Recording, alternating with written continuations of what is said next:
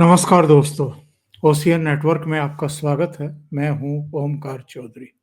इस प्रोग्राम में चर्चा तो मैं करने वाला था और अभी भी करेंगे, जो ये पॉडकास्ट चर्चा में है, बल्कि पॉडकास्ट क्या, एक पूरी सीरीज है और उसमें कितनी अश्लील भाषा में और जो भारतीय संस्कृति है उसको भी किस तरीके से तार-तार किया गया है।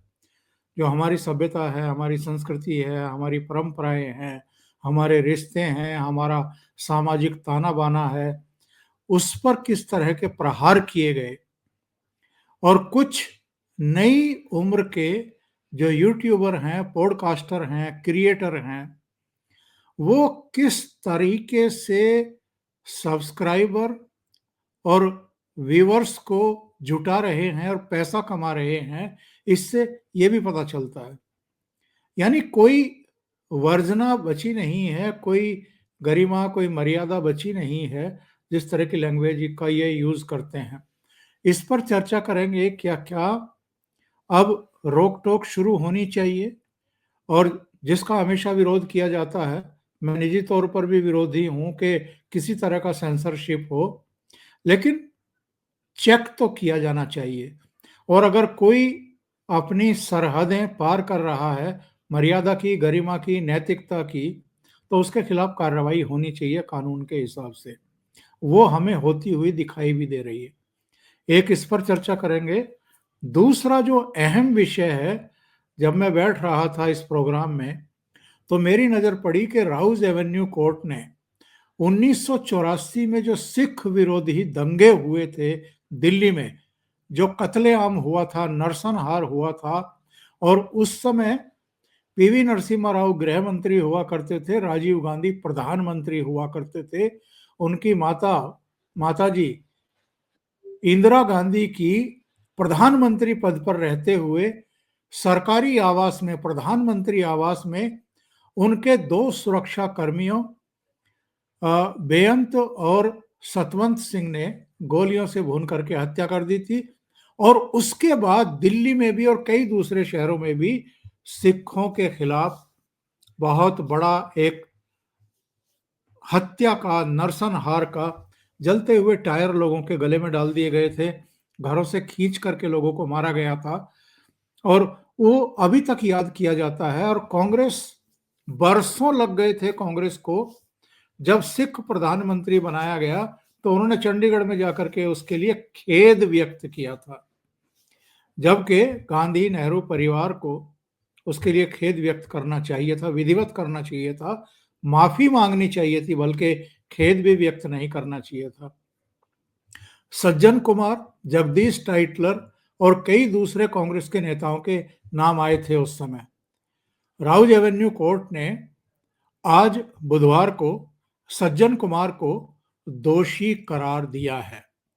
2018 में एक दूसरे मामले में भी सज्जन कुमार दोषी करार दिए गए थे, उनको गिरफ्तार किया गया था, वो तिहाड़ जेल में अभी भी सजा काट रहे हैं।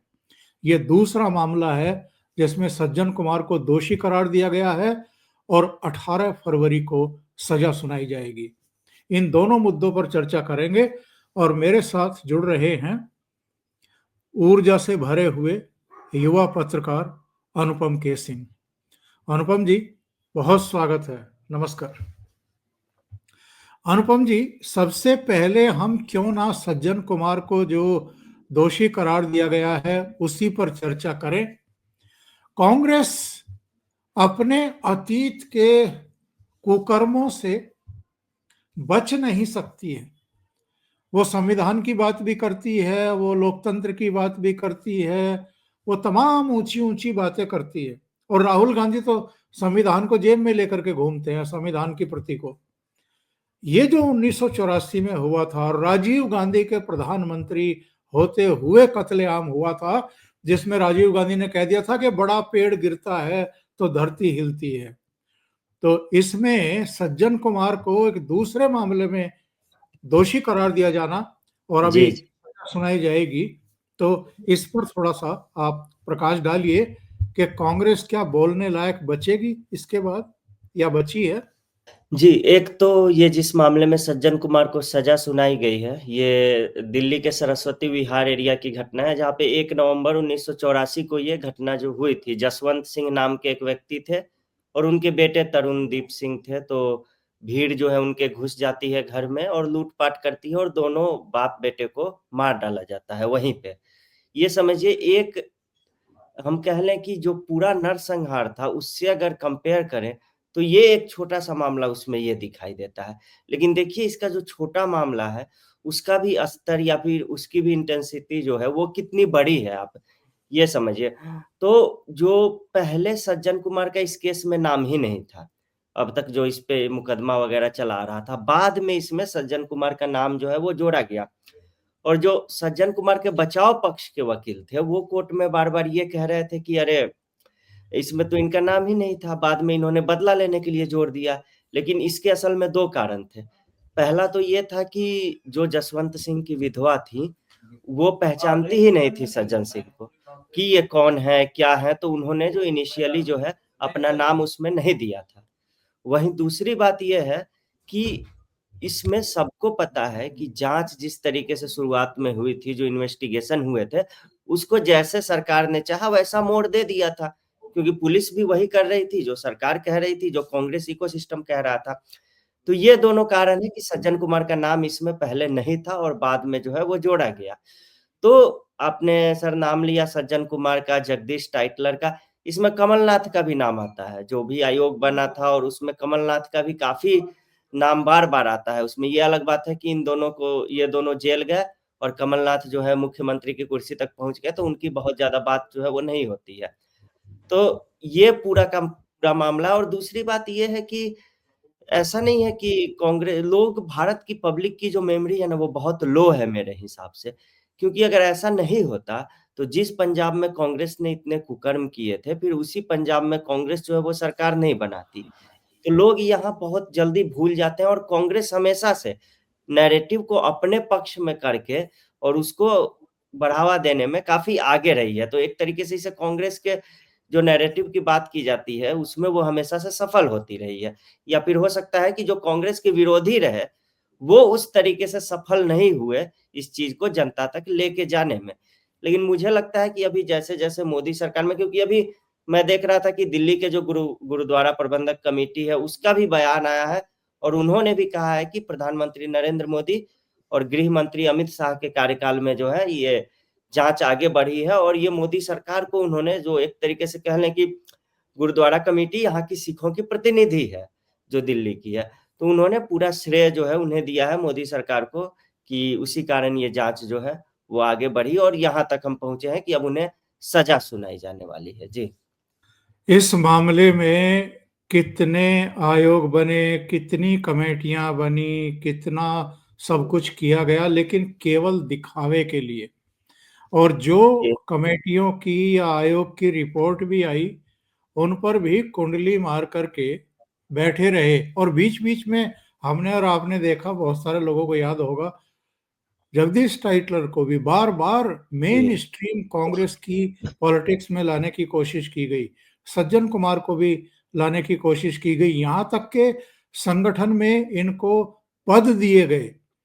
यानी 41 साल बाद जाकर के 1984 के एक मामले को कंक्लूजन तक पहुंचा पाई है कोर्ट।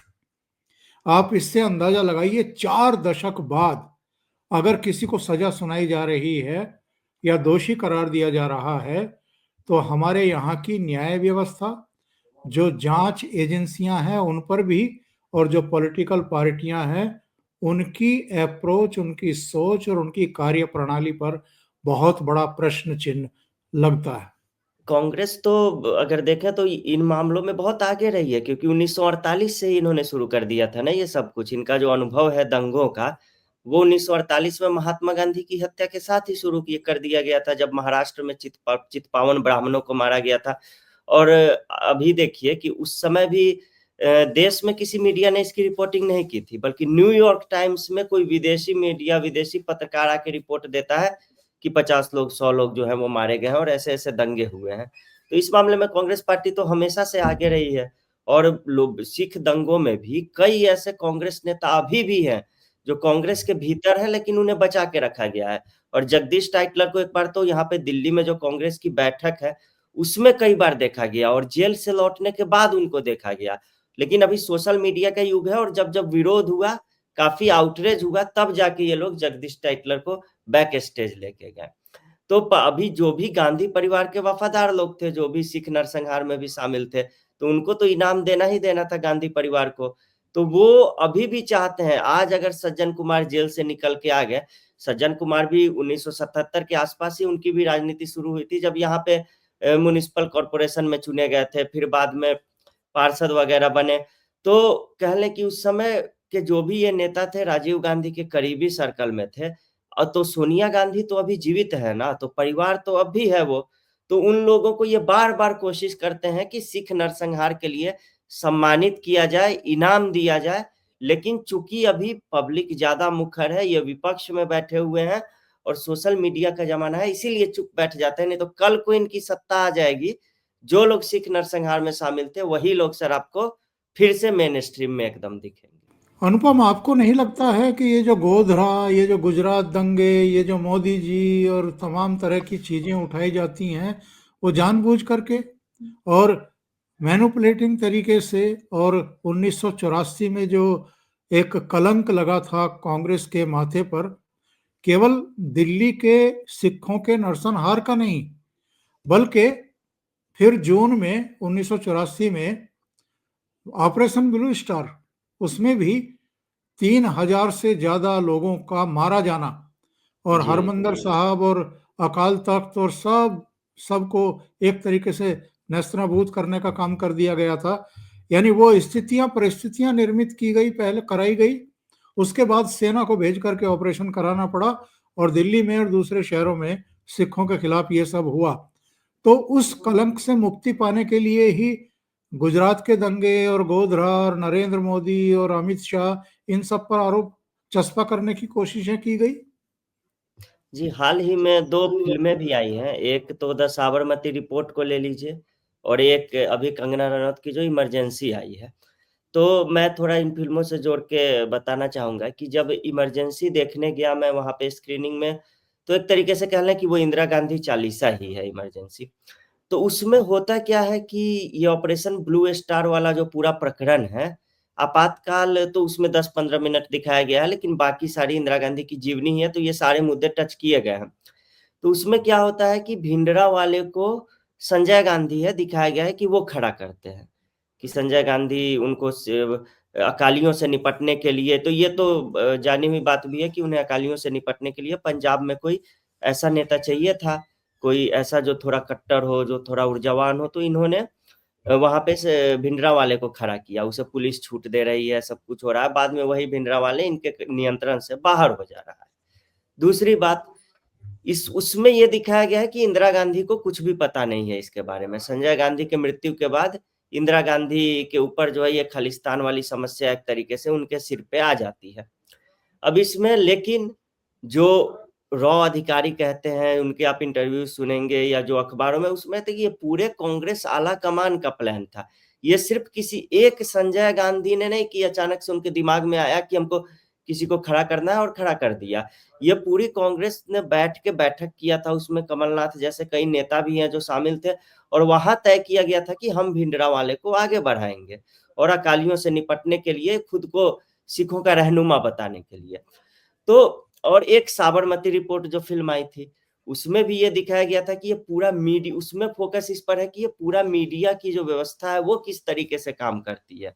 मीडिया उस समय किसके लिए बैटिंग कर रहा था और मीडिया को क्या निर्देश मिले थे, ये गोधरा वाले मामले में। सिर्फ़ उसमें एक सवाल पूछा गया था कि गोधरा में जो ट्रेन में कारसेवक जलाए गए थे, उनमें से कितनों के नाम लोगों को पता है? और नहीं पता है तो यही तो कांग्रेस की नैरेटिव की जीत है ना, क्योंकि उनमें से हमको किसी को नहीं पता है, लेकिन गुजरात में दंगे हुए, ये सबको पता है।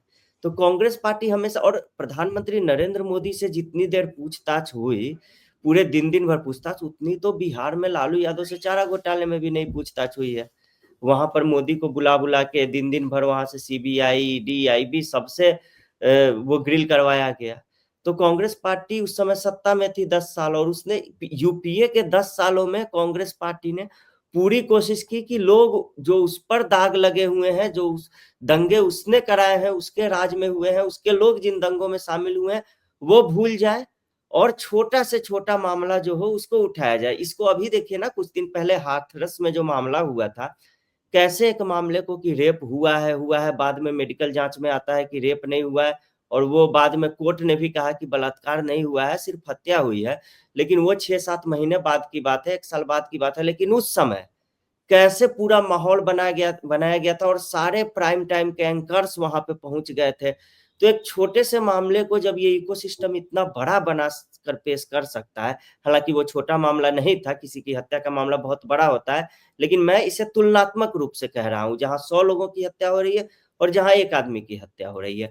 तो जो 100 लोगों का हत्यारा है, वो किसी एक आदमी की हत्या हो रही है, उसको अगर कुछ कहे तो ये अपने आप में सोचने वाली बात है। तो यही कांग्रेस की नैरेटिव की ताकत है कि वो किसी भी मामले को खुद के पाप दबाने के लिए बहुत विशाल बना के और पेश कर दिया करती। और 2019 में तो चौकीदार चोर है, राफेल सौदे में ये, राफेल सौदे में वो, ये भी नैरेटिव इसलिए चढ़ाने का पाप किया था, दुष्कर्म किया था कांग्रेस ने, ताकि जो बोफोर्स का दाग राजीव गांधी के माथे पर चिपका हुआ है उसको धो सके, और ये एक साबित करने की कोशिश कर सके कि हम पर अगर बोफोर्स का दाग है तो नरेंद्र मोदी पर भी तो राफेल का दाग है। वो भी नहीं चिपक पाया, क्योंकि आरोप और दाग तो उसी पर चिपकते हैं जिसकी छवि वैसी होती है। सर मुझे तो लगता है कि इसमें लगभग 70-75% इस पे ये निर्भर करता है कि मामला उठा कौन रहा है, चाहे वो बोफोर्स का हो, चाहे वो राफेल का हो।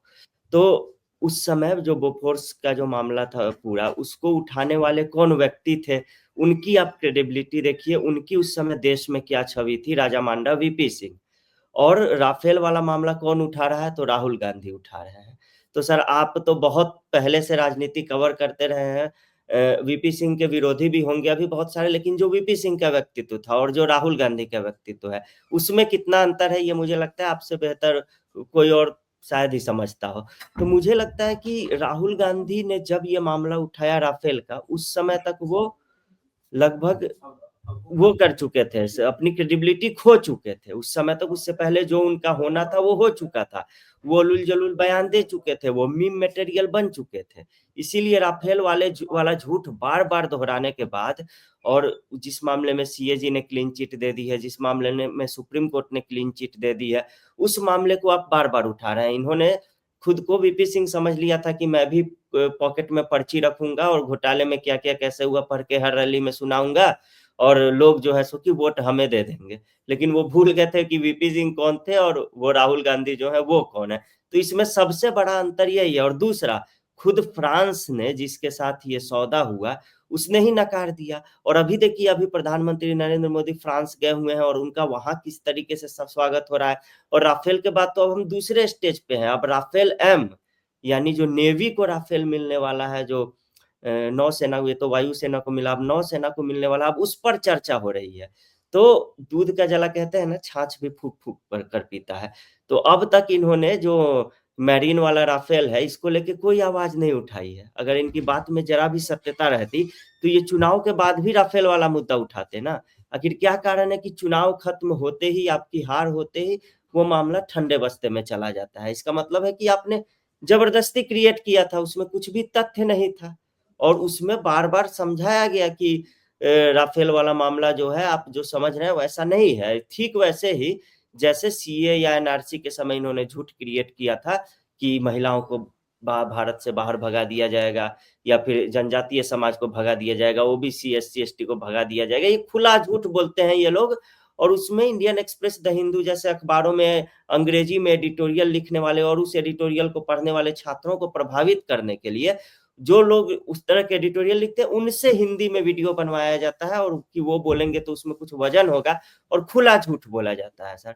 तो यही एक कारण है कि राफेल वाला मुद्दा इनका पूरी तरह से पीएम मोदी को बदनाम करने का फेल हो गया और आज ये नाम भी नहीं लेते हैं राफेल का। अब ये कहते भी नहीं है कि चौकीदार चोर। जी वैसे हमें नहीं भूलना चाहिए 1984 ही वो वर्ष था जी जिसमें आखिरी बार कांग्रेस पार्टी को बहुमत मिला था, पूर्ण बहुमत मिला था, 404 सीटें। और फिर बाद में जब पंजाब का जी इलेक्शन हुआ तो 10 सीटें और 414 सीटें मिल गई थी। उसके बाद कभी कांग्रेस पार्टी को इस देश की जनता ने भरोसे के लायक नहीं माना। यहाँ तक कि 2004 में जब मनमोहन सिंह के नेतृत्व में कहीं का ईंट कहीं का रोड़ा, भानुमति ने कुनबा जोड़ा, वो सरकार बनी थी, तब भी कांग्रेस की केवल 145 सीटें थी। जी 206 और और आज से 145 के साथ इन्होंने चलाई। यस, और 209 2009 में भी केवल 205 या 6 सीटें मिली थी। 206 206 पूर्ण सीट। बहुमत, पूर्ण बहुमत इनको कभी नहीं मिला। अब बढ़ते हैं अगले विषय पर। ये जो पॉडकास्ट कल्चर हमारे देश में चल रही है, पॉडकास्ट कल्चर की भी मैं कोई ये नहीं मानता कि कोई बुरी बात है। बहुत जी जी सीरियस कंटेंट क्रिएटर भी देश में इस समय हैं जो सांस्कृतिक राष्ट्रवाद को आगे बढ़ा रहे हैं, जो एक जन जागरण का अभियान चला रहे हैं। लेकिन इसके साइड में जिनके बिलियंस में और मिलियंस में सब्सक्राइबर हो गए हैं और जो 30-30, 35-35, 50-50 लाख रुपया महीना कमा रहे हैं, एक ऐसी जमात खड़ी हो गई है जिनको अगर मैं थोड़ा सा ठीक तरीके से परिभाषित करूं तो जैसे पोर्न इंडस्ट्री काम करती है, जैसे मियाँ खलीफा और दूसरे लोग काम करते हैं, लगभग वही आलम इन कंटेंट क्रिएटर्स का है। लेकिन सबसे दुर्भाग्यपूर्ण बात क्या है, ऐसे व्यक्ति को प्रधानमंत्री के हाथों कंटेंट क्रिएटर का पुरस्कार मिलना और उसकी जो टिप्पणियां हाल में विवादित हुई हैं, जिसके बाद एफआईआर दर्ज हो गई है और महाराष्ट्र के मुख्यमंत्री देवेंद्र फडणवीस ने तो घोषणा की है कि बहुत कड़ी कार्रवाई की जाएगी ऐसे लोगों के खिलाफ जिन्होंने मर्यादा लांघी है, जिन्होंने परिवार की जो एक शुचिता होती है उसको भी दागदार करने की कोशिश की है। पेरेंट्स के बारे में, पेरेंट्स के संभोग के बारे में खुली चर्चा करना, मजाक उड़ाना और तमाम तरह की गालियां बकना और वो यूट्यूब पर अपलोड भी होना और उसके खिलाफ कोई कार्रवाई नहीं होना। कोई हम जरा सा हेडिंग लगा देते हैं तो यूट्यूब जो है तुरंत येलो डॉलर जो है वो प्रदर्शित कर देता है।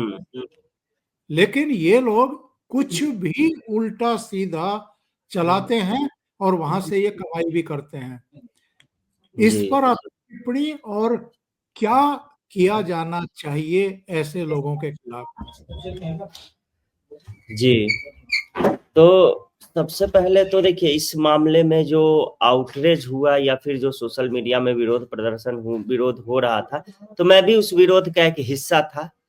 तो ये आउटरेज थोड़ा-सा गलत दिशा में चला गया मेरे हिसाब से, क्योंकि लोगों ने फिर लोग माँग करने लगे कि आप इनको और इनको जो है फांसी दे दीजिए।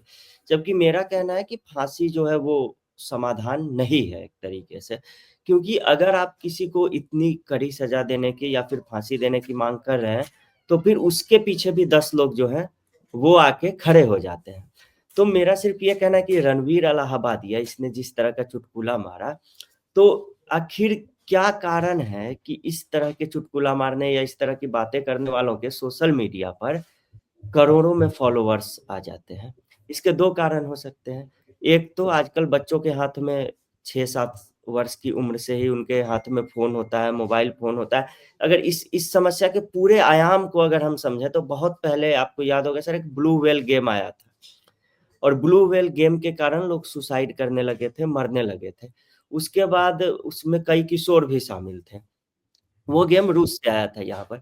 इसी तरह एक बार एक डोरेमोन करके गेम आया था, उसमें हर जगह जाके डोरेमोन खोजना होता था। किसी स्पेसिफिक लोकेशन पे हम पहुँचते हैं, वहाँ पे अधिक डोरेमोन मिलता है तो ज़्यादा स्कोर मिलता था। तो ऐसे करते-करते बच्चे छत पे आगे चलते चले जाते थे डोरेमोन खोजने के लिए और वो कोई छत से गिर जाता था, कोई कहीं किसी गलत लोकेशन पे चला जाता था। इस तरह की चीजें जो है वो होती रहती थी। लेकिन ये समस्याएं आती चली गई और हमने इसको सिर्फ एक आयाम को इसके देखने की कोशिश की और ये आज आके देखिए कितनी बृहद हो गई है। तो ये जो रणवीर अलाहाबादिया वाली भी समस्या है, जिसमें अगर हमने अपने बच्चों के हाथ में किताबें नहीं दे रहे हैं, हम आज मोबाइल फोन दे रहे हैं, इंटरनेट पे कुछ भी फिल्टर्ड नहीं है, सब कुछ अनफिल्टर्ड है। इंस्टाग्राम पे कोई रील आ रहा है तो जो 5 साल के बच्चे को दिखेगा वही जो 30 साल का युवा है उसको भी दिखेगा। ऐसा कुछ नहीं है कि 5 साल का बच्चा देख रहा है तो उसमें कुछ फिल्टर होगा। और मेरा ये कहना है कि माता पिता को लेकर तो इस तरह के चुटकुले, ऐसे कुछ लोग इस तर्क का ये कह के बचाव दे रहे थे कि इंजीनियरिंग या फिर मेडिकल कॉलेजों में भी तो, हॉस्टलों में भी तो इसी तरह की बातें की जाती है। मैं खुद इंजीनियरिंग कॉलेज से आ रहा हूँ, बीआईटी मेसरा से, लेकिन मैंने तो 4 साल कॉलेज कैंपस में कभी नहीं देखा कि इस तरह की एक दूसरे के माता पिता को लेकर इस तरह के चुटकुले मारना। जो उसने कहा कि माता पिता अगर संभोग कर रहे हैं तो क्या आप उसमें शामिल होना चाहेंगे? इससे निकृष्ट बात तो कुछ हो ही नहीं सकती है, क्योंकि हम तो उस परंपरा के हैं जहाँ पर वो रामचरितमानस में लिखा हुआ है कि प्रातः काल उठिकै रघुनाथा और मात पितु गुरु नावहि माथा। तो हम उस परंपरा के हैं। लेकिन हम तो आज अपने बच्चों को ये पढ़ा ही नहीं रहे हैं ना, हम तो उनके हाथ में मोबाइल फोन दे दे रहे हैं। वो रणवीर अलाहाबादिया को देखेगा, वो एलविस यादव को देखेगा, वो समय रैना को देखेगा, फिर उसमें वो अपूर्वा मखीजा जो वहां पे उस पैनल में एक और महिला बैठी हुई थी, तो वो और उसको बहुत देखेगा। बहुत जी अभद्र भाषा में उसने भी बात की है। जी, उसने भी एक तरीके से मतलब माँ पर ही टिप्पणी की, अगर समझ ले तो जो क्या कारण है आखिर कि जो ऐसे ये जो चुटकुलों का बाजार है पूरा का पूरा, ये जो डार्क कॉमेडी है, तो इसको प्राइवेट पार्ट्स के इर्द गिर्द ही समेट दिया गया है पूरा, और कुछ डार्क कॉमेडी है ही नहीं। आपने पीछे एक बैकग्राउंड डार्क लगा लिया, आपने डार्क चश्मे में एक व्यक्ति को वहां पे खड़ा कर दिया और आपने पूरी थीम जो है डार्क कर दी, लेकिन आप अभी तक नहीं सीख पाए कि डार्क कॉमेडी कॉमेडी होती क्या है। और रणवीर अलाहाबादिया ने जो चुटकुला मारा वो भी ऑस्ट्रेलिया के एक शो से कॉपी किया गया है, वो भी कॉपीड नहीं है। तो मैं आपको बताता हूँ समस्या शुरू कहाँ से हुई। रणवीर अलाहाबादिया का इलाहाबाद से कोई संबंध नहीं है, जो प्रयागराज है वहां से कोई संबंध नहीं है। ये भी हमें पता है कि वो उनके जो माता पिता हैं या उनके पूर्वज हैं वो पाकिस्तानी शरणार्थी परिवार का हिस्सा है, जो पाकिस्तान से भागकर यहाँ पर भारत में आए थे इस्लामी अत्याचार के कारण। तो रणवीर अलाहाबादिया मुख्यतः कॉमेडियन नहीं है, वो पॉडकास्टर है मुख्यतः, क्योंकि उनकी जो योग्यता है और उनकी जो भी है वो सिर ऐसे ऐसे हिलाने के अलावा और कुछ नहीं है। अगर मैं सच कहूं तो उसके अलावा कुछ नहीं है उनके पास, क्योंकि वो सवाल भी जो पॉडकास्ट में जिन लोगों को बुलाते हैं, तंत्र विद्या से लेकर और तमाम पॉलिटिकल, राजनीतिक, सामाजिक विषयों पर, उस पर सामने वाला अगर कुछ बोलता है तो इन्हें वो चीजें समझ में भी नहीं आती हैं, वो उसमें भी सवाल नहीं ढूंढ पाते हैं कि आगे इस चर्चा को कैसे बढ़ाना है। तो उनकी योग्यता सिर्फ अपना माथा हिलाने की है, उससे ज्यादा कुछ भी नहीं है। अब चूंकि समय रैना जो है वो पॉपुलर हो रहे हैं कॉमेडी के कारण, और समय रैना की कॉमेडी का जो है यही स्तर रहा है लगभग, ये अभी खुल के आया है, लेकिन काफी पहले से यही रहा। इंस्टाग्राम पे काफी पॉपुलर है। और अभी अमिताभ बच्चन के साथ कौन बनेगा करोड़पति में भी दिखे थे, जहां उन्होंने जोक मारा था कि एक सर्कल में और आप में क्या कॉमन है, तो अमिताभ बच्चन ने पूछा क्या, तो इन्होंने कहा कि दोनों के पास रेखा नहीं है। तो इस तरह के जोक जो है वो वहां पे मारे थे, जो सोशल मीडिया में चलते हैं उसको मेन स्ट्रीम बनाने का कार्य ये लोग जो है वो करते हैं। तो अब चूंकि इंडियाज गॉट लेटेंट जो शो चल रहा है, जिसका सब्सक्रिप्शन लेकर पैसे दे दे के लोग देख रहे हैं और उस पे मिलियंस में जो है व्यू आते हैं, आप समय रैना के यूट्यूब चैनल पे चले जाइए, तो उसने किसी ओटीटी को बेचा नहीं, वो खुद ही अपने आप में ओटीटी बन गया और उस पर एक अपना शो जो है पैरेलल खड़ा कर लिया। तो ये एक इसका अलग पक्ष। अब रणवीर अलाहाबादिया जो कॉमेडियन है ही नहीं, उसको एक कॉमेडी शो में लाया जाता है और उससे कॉमेडी करने के लिए कहा जाता है, तो उससे भी तो पुष्टि चाहिए। जो डार्क कॉमेडी वाली जो समय रैना का ऑडियंस है, जो कॉमेडी वाली ऑडियंस है, जो इंटरनेट का ऑडियंस है, उससे उसको पुष्टि चाहिए। अब उसके लिए उसने जो है सोचा कि कुछ ऐसा करते हैं कि जो इन कॉमेडियनों ने भी आज तक नहीं किया हो, और उससे पहले वो कुछ रिसर्च करके आया होगा। और इन लोगों के लिए रिसर्च का मतलब होता है कि जो फॉरेन में क्या चल रहा है, ऑस्ट्रेलिया में, इंग्लैंड में या फिर अमेरिका की कंटेंट इंडस्ट्री में, उसको हम देख लें और उसको हूबहू यहाँ आकर जो है दोहरा दें। तो ये हूबहू उसने जो ये वाक्य बोला है, ये शब्दशः कॉपीड है ऑस्ट्रेलिया के ही एक शो से, और कॉपी किया हुआ वाक्य ये बोल के यहाँ पर फंस जाता है। तो ये पूरी समस्या, इसका समाधान मैं ये देख रहा हूँ कि आपको सबसे पहले तो एक वो लिमिट तय करना होगा। जैसे मैं देख रहा था श्याम मीरा सिंह जैसे जो तमाम यूट्यूबर हैं, वो कुछ ऐसा लिख रहे थे कि आप फ्रीडम ऑफ स्पीच पे कैसे प्रतिबंध लगा सकते हैं। आप अपने घर में बोल रहे हैं कुछ, वो अलग बात है, लेकिन आप जैसे ही मंच पर चढ़ जाते हैं तो आपका फ्रीडम ऑफ स्पीच जो है कुछ लिमिट लेके आता है। एक शिक्षक जो है वो अपने घर में है तो एक अलग बात है, लेकिन जब वो कहीं खड़ा हो जाता है कक्षा में विद्यार्थियों को पढ़ाने के लिए, उस समय उसकी जो फ्रीडम ऑफ स्पीच है वो कहीं जाके उसकी एक बाउंड्री होती है। एक व्यक्ति जो है वो अपने घर में है, वो अलग बात है, वो व्यासपीठ पे जब बैठ के प्रवचन करने लग जाता है और कथा कहने लग जाता है, तब उसकी फ्रीडम ऑफ स्पीच वाली जो बाउंड्री है वो क्या होती है उसको ये पता होना चाहिए। तो कहीं न कहीं तो आप लिमिट लगाएँगे ना, अति सर्वत्र वर्ज्यते, ये भी बात है। तो आप कहाँ लिमिट लगाएँगे अगर आप खुद ये नहीं तय कर पा रहे हैं, तो फिर सरकार करेगी। प्रधानमंत्री नरेंद्र मोदी यूँ रेगुलेट करने, हर चीज़ को रेगुलेट करने के पक्ष में नहीं है, क्योंकि वो कहते रहे कि अ, आम जनजीवन से लोगों के सरकार जितना निकल जाए उतना सही है, सरकार का हस्तक्षेप कम से कम रहे। क्योंकि कुछ दिनों पहले ही उन्होंने गेमर्स के साथ एक बैठक की थी। उसमें गेमर्स ने एक सुर में माँग किया था कि एक रेगुलेटरी बॉडी हमारे लिए बनाई जाए। तो उसमें भी पीएम मोदी ने कहा था कि सरकार का हस्तक्षेप आप लोग कम से कम ही रखिए, सपोर्ट लीजिए। रेगुलेशन जब आ जाता है तो चीज़ें गड़बड़ हो जाती है। लेकिन इस इंडस्ट्री ने, ये जो कंटेंट इंडस्ट्री है, इसने रेगुलेशन ना होने का फ़ायदा उठाया है और बेजा फ़ायदा उठाया है। तो अब मुझे लगता है कि एक ऐसी रेगुलेटरी बॉडी होनी चाहिए। अब ये मंत्रालय का कार्य नहीं रह गया है कि ये सब करना, एक-एक शो बैठ के देखना क्या हो रहा है, क्या नहीं। जैसे फ़िल्मों में सेंसर बोर्ड है, वैसे ही आप एक बनाइए रेगुलेटरी बॉडी जो हर शो को देखे और फिर पास करे, क्या होना चाहिए, क्या नहीं होना चाहिए, क्योंकि वो शो तो लाइव नहीं था।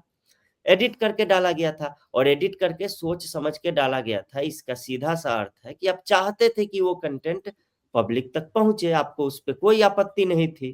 तो बाद में रणवीर इलाहाबादिया ने माफ़ी माँगी, लेकिन अभी आप देखिए समय रैना की तरफ से कोई माफ़ीनामा नहीं आया है। अपूर्वा माखीजा की तरफ से कोई माफ़ीनामा नहीं आया है, या शो के जो भी क्रिएटर्स हैं उनकी तरफ से भी कोई माफ़ीनामा नहीं आया है। तो यानी अभी भी इन्हें अपने किए का अफ़सोस जो है वो नहीं है। और अगर रणवीर इलाहाबादिया ने माफ़ी भी माँग ली है, तो लेकिन फिर भी कहीं न कहीं तो कुछ न कुछ करना चाहिए प्रशासन को कि एक उदाहरण सेट हो कि आगे से लोग बचें कम से कम इस तरह के चुटकुले मारने के लिए। जी। बिल्कुल सही बात आपने कही है अनुपम जी। बहुत-बहुत धन्यवाद ओशियन नेटवर्क के लिए समय निकालने के लिए और कई मुद्दों पर चर्चा करने के लिए। थैंक यू सो धन्यवाद, मच। धन्यवाद। नमस्कार।